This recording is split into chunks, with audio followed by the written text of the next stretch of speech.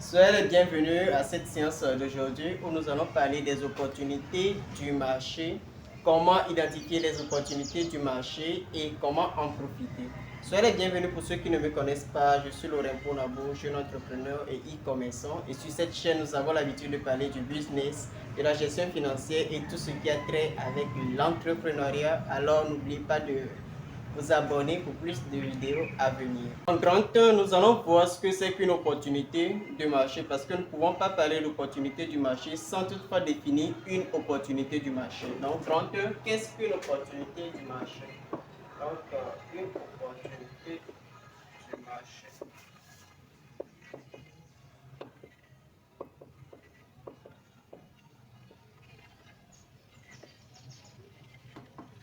Donc, comme ici, on ne se complique pas la vie, nous allons l'expliquer tout court.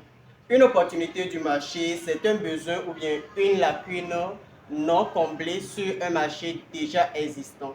Donc, vous devez savoir qu'une opportunité du marché, habituellement, est identifiée sur un marché déjà existant. Ça peut être dans plusieurs secteurs d'activité, que ce soit la restauration, le vestimentaire, la formation, tout ce que ça peut être, mais une opportunité du marché. Donc, mis à part ça, vous allez vous demander quel est le bienfait ou bien qu'est-ce qu'une opportunité de marché apporte pour un entrepreneur. Donc, c'est très important aussi de savoir qu'est-ce que cela apporte pour un entrepreneur. Donc, en grand 2, nous allons parler de l'importance d'une opportunité du marché pour un entrepreneur. Donc, importance d'une opportunité de marché.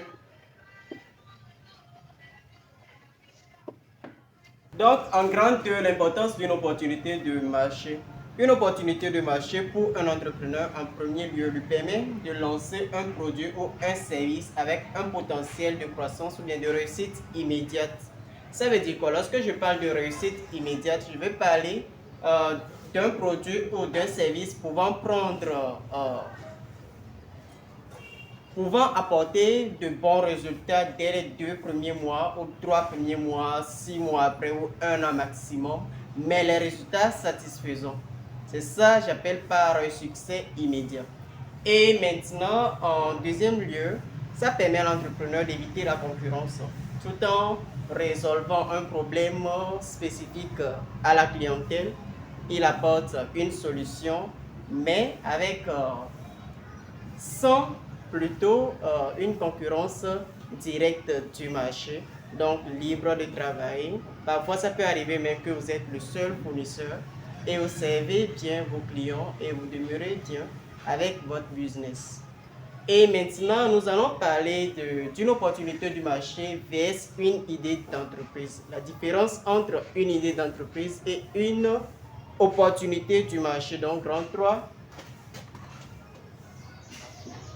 33, idée d'entreprise.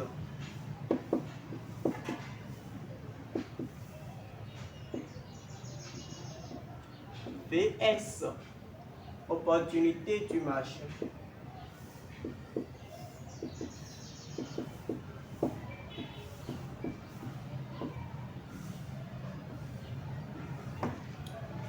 Lorsqu'on parle d'une idée d'entreprise, on veut parler d'une idée générée à la base. Je peux toutefois imaginer ou bien vouloir m'entreprendre dans un secteur d'activité donné sans toutefois que ça ne soit une opportunité du marché. Peut-être que je voulais me lancer peut-être dans la confection des vêtements ou bien dans la vente de vêtements. Et il s'est fait que dans le quartier, par exemple, en faisant l'étude du marché, je vois qu'il n'y a pas de boulangerie dans le quartier et que tous les membres du quartier allaient dans un autre quartier pour s'acquérir du pain ou bien de la croissant et autres. Alors, je me positionne pour mettre en place une boulangerie. Là, c'est une opportunité du marché. Vous allez voir, là-bas, c'était juste une idée d'entreprise de confection de vêtements et ça s'est terminé par l'ouverture d'une boulangerie.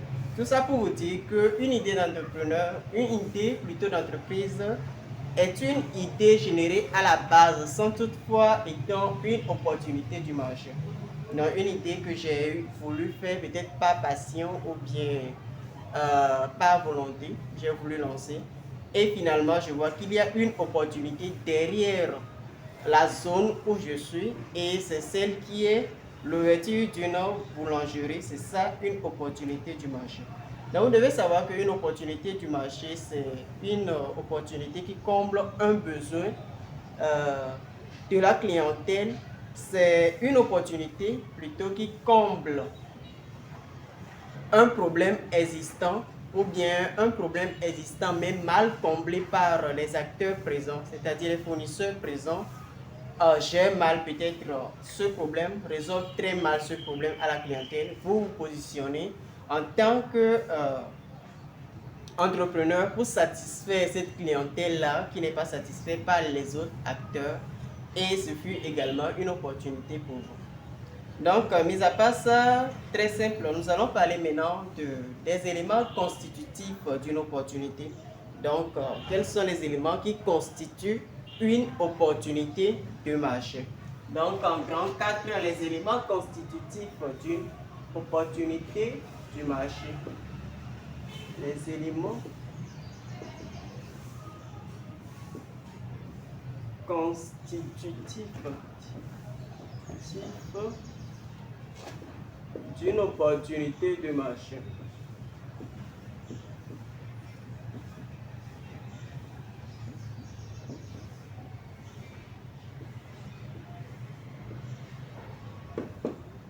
Dans les éléments constitutifs d'une opportunité de marché, ici je vais juste citer trois éléments qui constituent une opportunité du marché.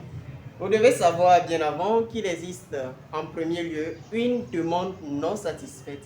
Donc, quand on parle d'opportunité du marché, on veut parler d'une demande non satisfaite. Donc, une demande non satisfaite, c'est quoi? C'est une partie de la clientèle qui a un problème non résolu ou bien mal résolu. Donc là, on peut classer ça dans la catégorie d'une demande non satisfaite.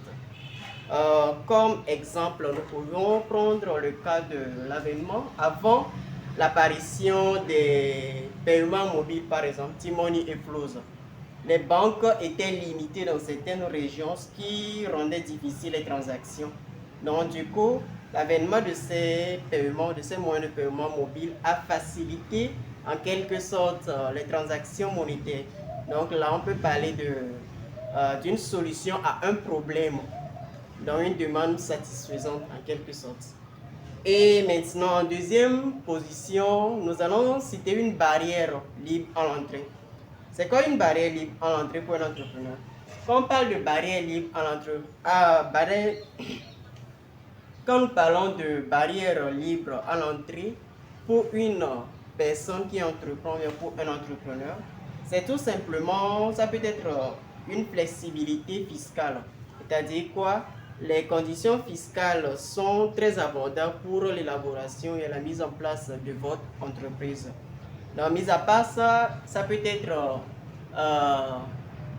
vous avez moins de concurrence dans la zone par rapport au secteur d'activité que vous voulez lancer, ou bien carrément vous avez des fournisseurs très optimistes, bien très bien pour vous et ça facilite en fait le lancement de votre projet.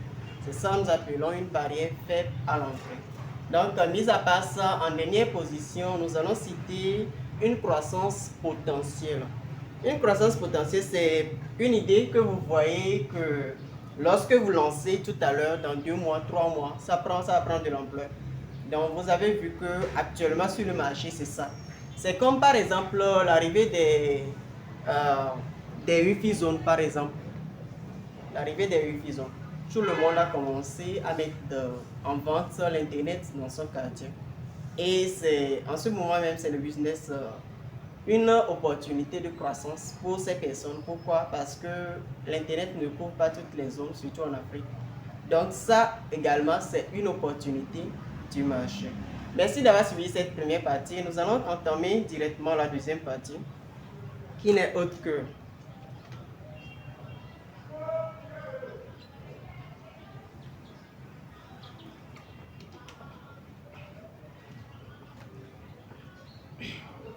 en deuxième partie, nous allons parler des méthodes d'identification d'une opportunité de marché. Donc, Quelles sont les différentes méthodes d'identification d'une opportunité de marché? C'est ça nous allons entamer tout à l'heure. Donc, les différentes méthodes d'identification d'une opportunité du marché.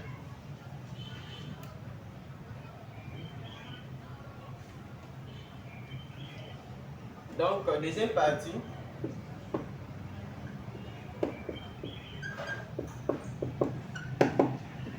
Nous allons parler des méthodes d'identification d'une opportunité de marché. Donc, en premier lieu, nous allons citer 4 méthodes aujourd'hui, 4 méthodes simples que nous allons développer très facilement. Donc, en premier lieu, je vais citer la méthode SWOT. Donc, la méthode d'analyse SWOT. Analyse SWOT. Donc, c'est en anglais. La méthode d'analyse SWOT permet, avant de lancer une activité dans un secteur que ce soit, permet premièrement d'observer les forces, ses forces, les faiblesses, les opportunités et les menaces dans ce secteur. Donc, je reviens. J'ai cité quoi? La force, les faiblesses, opportunités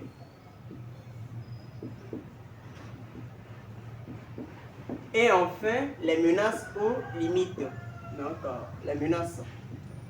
Donc, comme exemple, nous allons prendre l'agriculture comme exemple. Donc, je veux me lancer dans le secteur agricole, je veux me lancer dans la plantation peut-être du maïs, du sorgho, de quoi que ce soit. Donc, je veux me lancer dans l'agriculture. La force de ce côté, je peux dire que c'est que tout le monde a besoin de manger. Donc, nourriture par exemple. Tout le monde mange. Moi, je mange chaque jour. Tout le monde mange. Donc, la nourriture, c'est une force parce que ça va permettre à ce que mes récoltes soient vendues. Parce que tout le monde a faim, tout le monde va vouloir manger. Les gens vont acheter forcément pour se nourrir et pour rester en vie, bien sûr.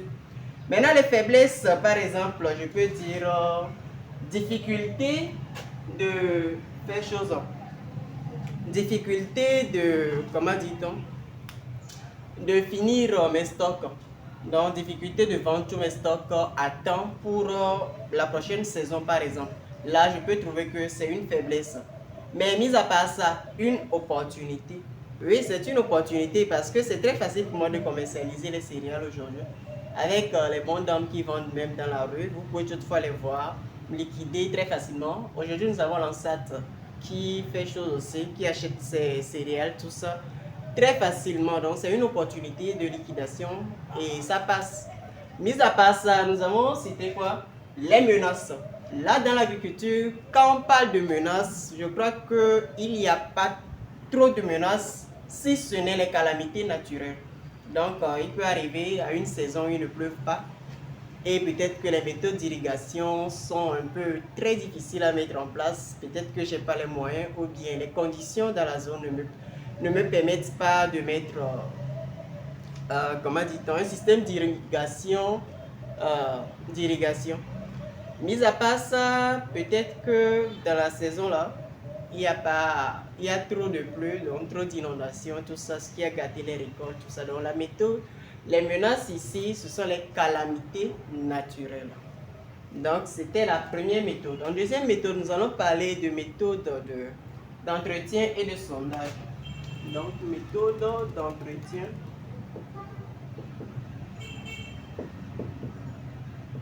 et sondage. Donc, cette méthode nous pousse à aller sur le terrain. Donc, à aller nous-mêmes vers les clients, leur demander leurs besoins et les problèmes qu'ils ont, afin que nous puissions apporter une solution. Toutefois, en élaborant des stratégies et en mettant en place une activité en tant qu'entrepreneur, au même moment à satisfaire ou à résoudre ces problèmes-là. Donc, en quelque sorte, la méthode de sondage et d'entretien permet d'aller vers la clientèle, de prendre les données pour pouvoir maintenant, en fonction de ces données, se lancer. Ça aussi, c'est une des méthodes.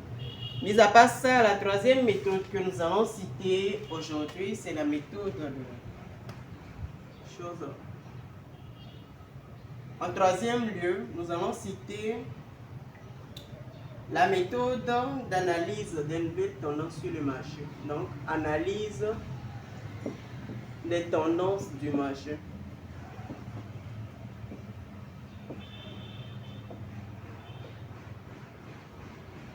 Donc, analyse des tendances du marché. Quand je parle des tendances du marché, c'est actuellement qu'est-ce qui fait le buzz dans peut-être l'e-commerce, dans l'entrepreneuriat. Qu'est-ce que je peux vendre actuellement dans le commerce? Qu'est-ce qui peut vraiment, qu'est-ce qui est à la mode en quelque sorte? C'est ça les nouvelles tendances.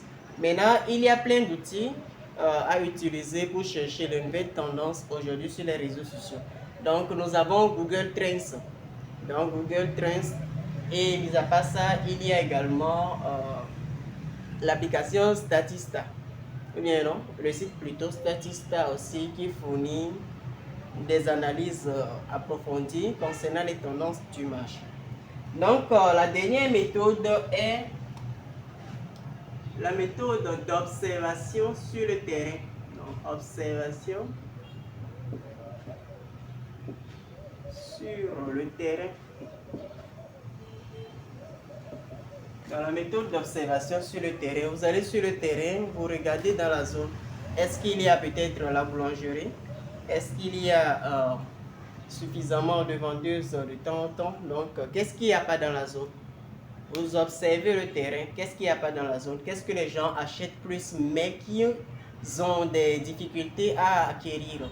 Donc ça, ce sont les méthodes d'observation sur le terrain. Maintenant, en fonction de ces données, vous allez vous lancer dans l'entrepreneuriat. C'est là où vous allez trouver dans quel secteur vous lancez, avec quel produit, afin que ça vous aide à atteindre votre succès entrepreneurial très rapidement.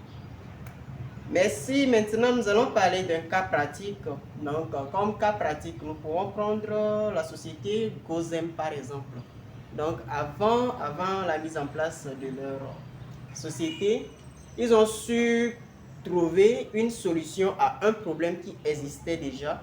Donc, sur fond, ils ont créé une application qui permet de relier les clients et les chauffeurs. Donc, les clients et les chauffeurs afin de faciliter les déplacements. Mis à part ça, je crois qu'ils sont dans la restauration et plein d'autres choses en fait. Donc, c'est ça. Maintenant, je vais vous scinder en plusieurs équipes. Nous allons parler des méthodes la méthode SWOT dans différents secteurs. Donc, oui. Ok, merci d'avoir suivi cette vidéo. C'était une séance très formidable que j'ai aimé partager avec vous. Donc, n'oubliez pas de m'encourager avec vos likes et surtout de vous abonner. Dites-moi surtout dans les commentaires vos préoccupations et si vous aimeriez participer en présentiel à cette émission. Vous n'avez qu'une seule chose à faire. Écrivez-moi participation dans les commentaires et je vous envoie directement mon numéro. Nous allons discuter et très facilement la prochaine fois, vous serez en direct avec nous. Sur ce, sur Laurent Ponabou, réinventer l'avenir un pas à la fois. Ciao.